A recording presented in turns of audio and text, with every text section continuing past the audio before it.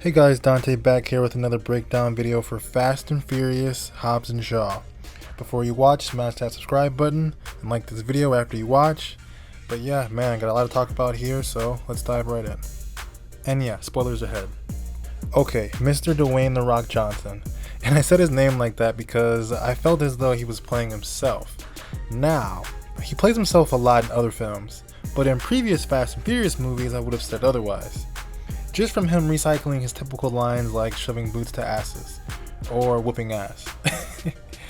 Not that it was a bother, and he did kick a lot of serious ass, but no, this guy was a substitute Avenger. That's the vibe I got. This is the strongest we've ever seen The Rock, by far. So yeah, great job. I wish he brought back the goatee. I made a joke midway during the movie that this being about his actual life and being a biopic with the whole Samoan theme, and come to find out he actually produced the movie as well. So when you put up that Skrilla, you can add in whatever you want. So yeah, great job, Rocky. As for Jason Statham, or better known as Deckard Shaw, he was the man in this movie just as much as The Rock, I'd say. His character didn't change at all from the previous films, which was really good. If it's not broke, don't fix it. Might I add, he might have actually been funnier than The Rock. Yes, this was shocking. His jokes were way off the wall. He had so many references about how big his balls were. I don't know, it was pretty funny, and his accent obviously makes it much funnier. I noticed too in the movie, his outfits looked the part, so thumbs up to the wardrobe department. As for his ass kicking, yeah, he hasn't lost one step, like at all. He's got that rough UK karate style. So yeah, for this film he was the designated driver, and it fit. I mean, he was the transporter after all.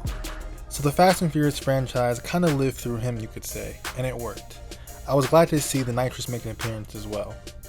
What I liked is that the screen time seemed virtually equal between the two stars. So yeah, two A-listers, making a classic action movie. I mean, The Rock saying the most cliche action lines, and it still works in 2019. I believe at one point he even says, "I thought it'd be cool to say." I mean, that just showed you how over the top this movie was, and whenever you could squeeze in a funny one-liner, you squeeze it in there. That's the rule. As for the others, let's see, I believe Idris Elba won't get the credit he deserves, but I think he really had a strong character. Just his mannerisms even. He convinced me he was Black Superman.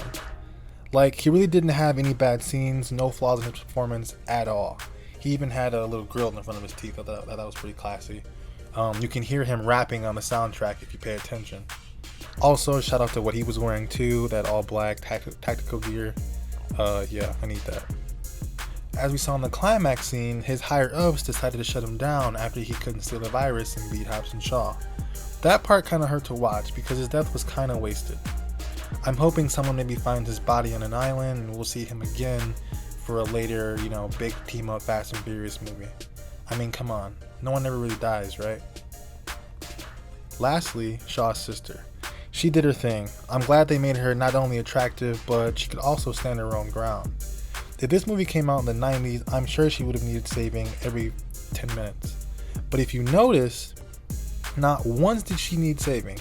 She covered her own ass every single time, I'm sure, and did the job herself. I'm so proud of you, Hollywood. You're getting it right. Adding on to her story about stealing the virus wasn't the most extravagant, but it was enough to carry the movie and put the pieces together. The movie didn't really make you feel like the virus was that dangerous since the focus was on the action and the characters. Maybe if they showed a test subject getting infected and melting on the inside like Ryan Reynolds was saying, it would have been a bigger draw and meant more to us, but not a huge deal breaker. So yeah, Ryan Reynolds, let's dig into those cameos real quick. Huge surprises. I mean, first off, Kevin Hart. Huge surprise. We know The Rock and him have been friends as of recently. They've done Jumanji together. So for him to show up here unexpectedly was a pretty big surprise, and he did his thing. Of course, his cousin Roman Reigns makes an appearance. They reference the Italian Job, which was a huge moment. I mean, that movie back then wasn't a major hit, but to reference it now, classic. And just the small references like Game of Thrones, She-Hulk, Lord of the Rings, Austin Powers. I mean, they really brought out every pop culture movie in the mix. Something we don't see too often anymore. But yeah, who'd have thought Kevin Hart would one day be in the Fast and Furious franchise? It's not what you know, it's who you know. So yeah, overall, I must say a great spinoff. When this movie got announced, I wasn't sure if it was necessary for their franchise, and unless they decide to do an Avengers Endgame style team up blockbuster movie, it's actually still not needed, just wanted. Who was going to complain about seeing this on screen? Who's going to complain about seeing The Rock and Jason Statham kick ass for 2 hours and 10 minutes? I mean, come on, it was 80% action, 10% comedy, and 10% about relationships and whatnot. So congrats, Eureka, it worked. And man, 3 post-credit scenes, they really wanted you to know that this is not the end for Hobbs and Shaw. Like, they threw it in your face, make sure you heard them, and then told you again.